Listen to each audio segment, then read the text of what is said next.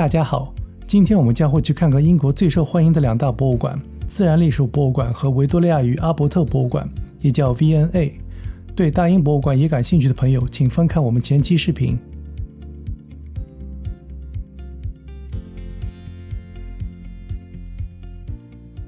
伦敦的自然历史博物馆建于1881年，被称为是世界上最美丽的博物馆之一。一进中央大厅，就看到这个巨大的蓝鲸骨架，名叫希望，它长25米，重4.5吨，是世界上最大的生物真实骨骼。这具骨架来自一头1891年在爱尔兰海岸搁浅死亡的雌性蓝鲸，后来捐赠给了博物馆。旁边是一个巨大的长毛猛犸象骨架化石，它是冰河时期的代表性动物，生活在大约40万年至4000年前。这是一个巨型地懒，是现代树懒的远古亲戚，不过它这个重达4吨的身躯，估计爬树是有点难度。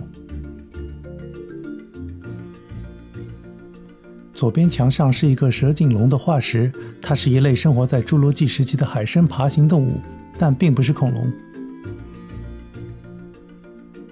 哟，好大的菜板啊！开个玩笑，这个展品是巨型红杉切片，它来自美国加利福尼亚内华达山脉的一座巨型红杉，树龄约1300年。这个展柜的主题是什么造就了哺乳动物？把人类和马的骨骼放在一起进行比较。这些都是来自澳洲的有袋类动物，有考拉、树袋鼠、袋鼬、赤褐袋鼠，还有袋熊。这只大眼睛的就是我们常见的袋雕，旁边就是加长袋鼠。这是澳洲远古神兽双门齿兽，是已知最大的有袋类动物。现在我们来到了海洋生命馆，正中间这个巨大的蓝鲸是世界上第一座按真实比例建造的蓝鲸模型，而它正上方这个骨架是一只真实蓝鲸的骨骼化石。蓝鲸的后面是河马母子、大象一家人，还有野猪和迷你猪。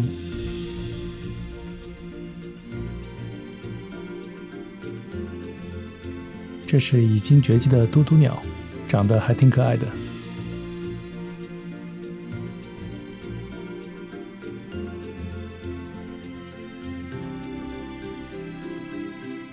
来，照张相吧。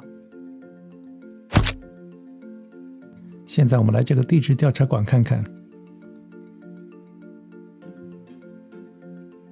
放在正中间的是一只剑龙的化石。前方那个最引人注目的红色地球是通往地球馆的入口，可惜今天没有开。现在去里边的咖啡馆喝一杯，休息一下。好，现在我们来到了维多利亚与阿尔伯特博物馆，简称 V&A。V&A 是世界上最大的装饰艺术与设计博物馆。咦，等一下，这入口好像不对。这才是 V&A 的正门，刚才那是侧门，当然也能进去，不过仪式感就差了那么一丢丢。悬挂在大厅顶部的这件作品是美国当代玻璃艺术大师戴尔·屈胡里创作的玻璃吊灯。吊灯由上千件手工吹制的玻璃组成，色彩斑斓，形态蜿蜒，仿佛是某种海洋生物或奇异的植物。这尊雕像是吉昂·布劳格纳的作品，大力神击杀半人马的复制品。它表现的是希腊神话中的一个故事。大力神 Hercules 为了救妻子，挥棍击打试图劫持他的半人马 Nessus。但我没看懂为啥半人马会有人的双腿，有懂行的朋友请指点一二。这里面是中世纪与文艺复兴馆，进去看看。一进来，上面就是一个华丽的悬挂灯笼，后面墙上是个文艺复兴或者巴洛克时期的挂毯，感觉当时欧洲艺术的氛围非常奢华。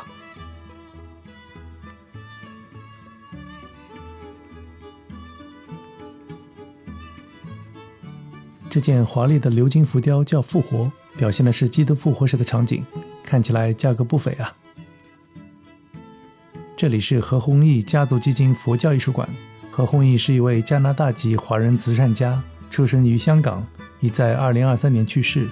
这尊雕塑叫《农妇哺乳》，创作于1873年，上面这个圆形浮雕叫《酒神记》，这2件的作者是法国19世纪晚期最重要的现实主义雕塑家之一 Aimé Jules Dallou， 就是这位。这是意大利新古典主义大师安东尼奥·卡诺瓦的作品，叫《The Caesars and the Minotaur》。它展现的是雅典英雄塞修斯与半人半牛的怪物 Minotaur 展开殊死搏斗的场景。这个雕塑叫丘比特点燃婚神之火，描绘了爱神丘比特正在为婚姻之神海门点燃火炬的场景。乍一看还以为是麦克风。这个敦煌的维纳斯我们在大英博物馆见过，这个应该也是复制品。这是沃特努斯与波莫纳，故事来自古罗马神话变形记，情节比较复杂，但简单概括下来就是104求婚的神仙版。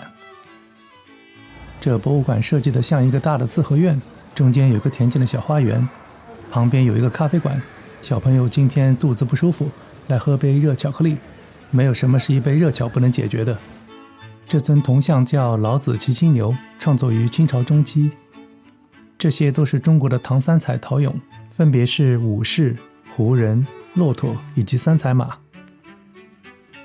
这些展品反映了20世纪中国服饰与社会文化的变迁，从毛泽东的中山装旗袍到现代东方风格的时装。